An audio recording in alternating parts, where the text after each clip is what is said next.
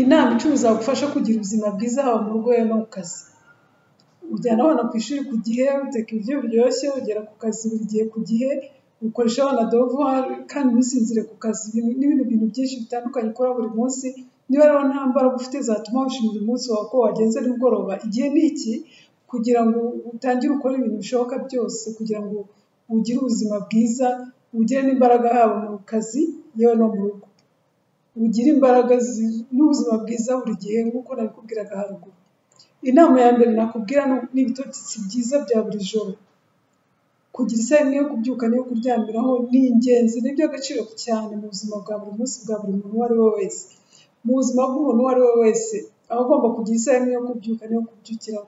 Hari abo usanga bagera mu buriri bagatangira bagafata telefoni zabo bakareba filime, bagasubiza email, bakandika message, bagasubiza message ngo barimo gushaka ibitotsi cyangwa se yewe ngo barimo gushakisha uko baza gusinzira neza cyangwa se uko baza kugira ibitotsi byiza. No gukoresha ordinateri, n'abakoresha ordinateri, ibyo bintu ntabwo ari byiza cyane, bituma umuntu adasinzira neza, bigatuma ya saha yawe utagira isaha imwe yo kubyukiraho cyangwa se n'iyo kuryamiraho. Kuko isaha imwe yo kuryamiraho n'iyo kubyukiraho nitwe tuyishyiraho burya. Niba rero utangiye kureba muri telefone yawe ushaka kureba email, usubiza wandika izindi, bituma utaza gusinzira vuba, bigatuma ya saha yawe upfa. Ku byerekeranye n'amasaha yo kuryama ntacyo bivuze. Icy'ingenzi ni ibitotsi byiza, ni profondeur y'ibitotsi byawe. Ibyagufasha rero kugira ibitotsi byiza nabibabwiye muri video zanjye, nagiye mbikubwira kenshi muri video zanjye, uze kuzireba niba utarazireba kugira ngo nawe bigufashe. Ibyo navugiye muri izo video nawe bigufashe. Rero ugomba kuryama ahantu hatari urusaku, ahantu hijimye, hafite ubushyuhe bwiza, byibuze uri kuri degere 16. Nta kintu ukeneye kugira ngo usinzire neza, urete neza. Inama ya kabiri ni uguseka. Bajya bavuga ngo guseka ni byiza cyane mu buzima bwacu. Iyo useka umubiri wawe ntabwo usohora hormone nyinshi za stress. Bigufasha rero kugira akanyamuneza, umubiri wawe ukamererwa neza, ukirirwa umerewe neza kandi ntugire na stress. Buri munsi bikagufasha kutagira stress mu buzima bwawe. Inama ya gatatu, ikirahure cy'amazi. Nigeze kukubwira akamaro k'amazi ashyushye mu gitondo.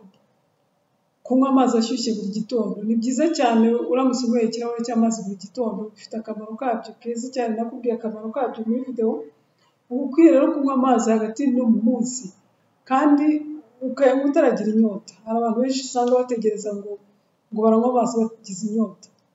Njya mbwira abantu ngo sinjye ngira inyota, ariko ugasanga baratangara bagaseka ngo ntibishoboka. Ariko ni byiza kunywa amazi mbere yo kugira inyota kuko bigufasha igihe cyinshi. Kandi buri gice cy'isaha ugomba kunywa amazi, ikirahure cy'amazi. Kandi buri wese azi amazi agomba kunywa. Nigeze kubabwira uburyo wanywamo amazi akakugirira akamaro. Uze kureba video zanjye urazibona, umenye uburyo wanywamo amazi, ukamenya amazi unywa ku munsi bijyanye n'ibiro byawe yewe n'imyaka yawe. Ibi nabyo ni byiza cyane. Nabikoreye video yitwa uburyo wanywamo amazi akakugirira akamaro. Uze kuyireba ugasobanukirwa byinshi.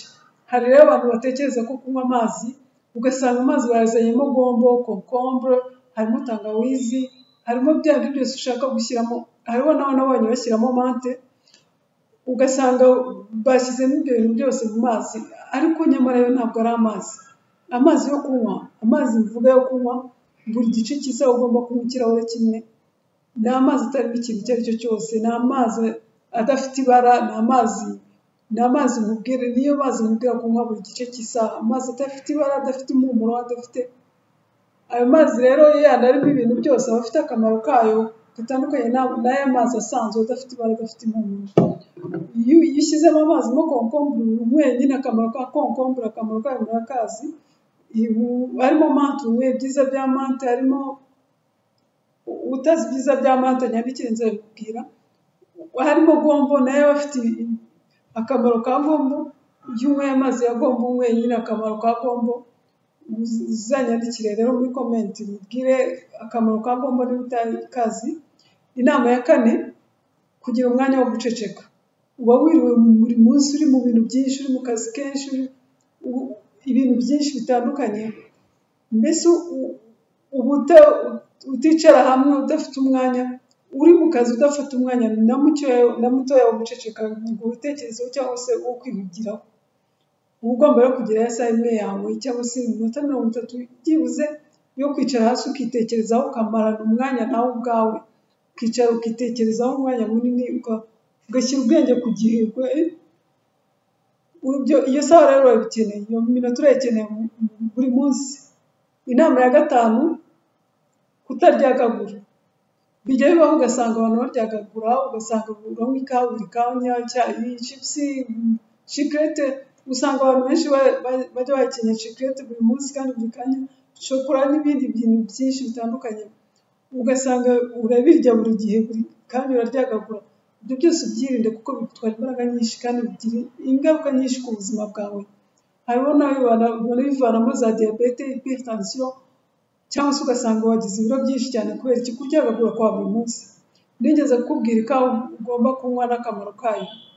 Uze kureba video zanjye narabikubwiye, ikawa ukwiye kunywa n'akamaro kayo, kuko buriya usanga inshuro nyinshi abantu banywa ikawa batekereza ngo barivura stress cyangwa se ngo irabafasha kwirirwa bameze neza bafite imbaraga umunsi wose. Muri video zanjye nababwiye ko ikawa urayinywa igasinziriza ya stress yawe wari ufite, ariko ntawe iba yagiye mu by'ukuri, irasinzira gato ikaza kugaruka. Inama ya 6, kurwanya stress cyangwa se n'umunaniro.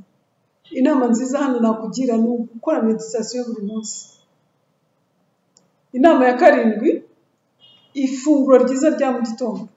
Ujye utangira umunsi wawe nta funguro rya mu gitondo ufite, mauvaise idée. Ni igitekerezo kibi cyane, kuko gutangira umunsi wawe nta funguro rya mu gitondo ufashe ni bibi cyane, bituma bibuza umubiri wawe amahirwe menshi yo kugira imbaraga z'umunsi wose. Aha rero nabwo ni ukubyitondera, nibyo kwitondera, ko ushobora no gufata ifunguro ribi rya mu gitondo bigatuma wirirwa umeze nabi, gusinzira, mbese ugasanga nta n'umusaruro utanze. Nibyo ugomba kwitondera, ukamenya ifunguro wafashe mu gitondo kandi ukamenya n'uburyo warifashemo. Inama ya 8, kuririmba muri dushe cyangwa se mu modoka. Abantu benshi usanga iyo bari muri dushe bamenya kuririmba, usanga bahanitse baririmba indirimbo zishakiye izo zose, ugasanga muri dushe baririmbye.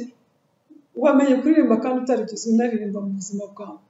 Ibi ni byiza cyane, rero bifasha umubiri wawe kugira imbaraga, ugafasha umuntu kwirirwa akanyamuneza, bikakurinda stress. Ariko sinkubwiye ngo nujya muri transport rusange cyangwa se mu modoka rusange uzahane kuririmbe.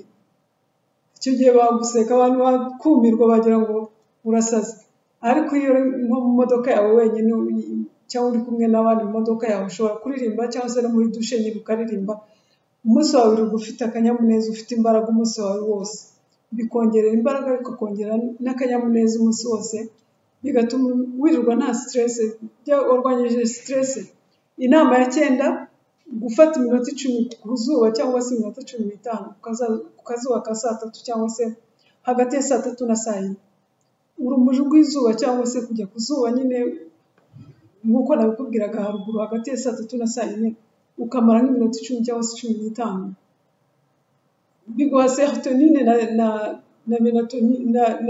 na vitamine D, bigufasha kwirirwa ufite imbaraga umubiri wawe wose, umunsi wose ukirirwa ufite imbaraga nyinshi. Wajyaga wibaza impamvu wituma wumva nta mbaraga ufite cyangwa se ku mpeshyi ukabona ufite imbaraga? Igisubizo nicyo maze kukubwira haruguru. Inama ya 10, kugira kaye intime. Kaye intime muranyikubwira buri gihe, ni ikayi wandikamo ibyakubayeho umunsi wose, ibyo wanyuze mu munsi wose, byose ukabyandikamo nimugoroba. Buri muntu akwiye kugira kaye intime. Iyo kayi ifite akamaro cyane, biguha amahoro mu mutima wawe iyo ufashe akanya ugiye kwandikamo. Gerageza rero ujye wandikamo byibuze ijambo rimwe buri munsi mu kaye intime yawe, bizagufasha cyane. Ujye wandika muri iyo kayi buri mugoroba, bizagufasha kujya ugira ubuzima bwiza, ufite ubuzima bwiza. Voilà, ibi rero ibintu 10 ugomba kwitaho ibintu 10 ugomba kwitaho kugira ngo ugire ubuzima bwiza mu kazi yewe no mu rugo.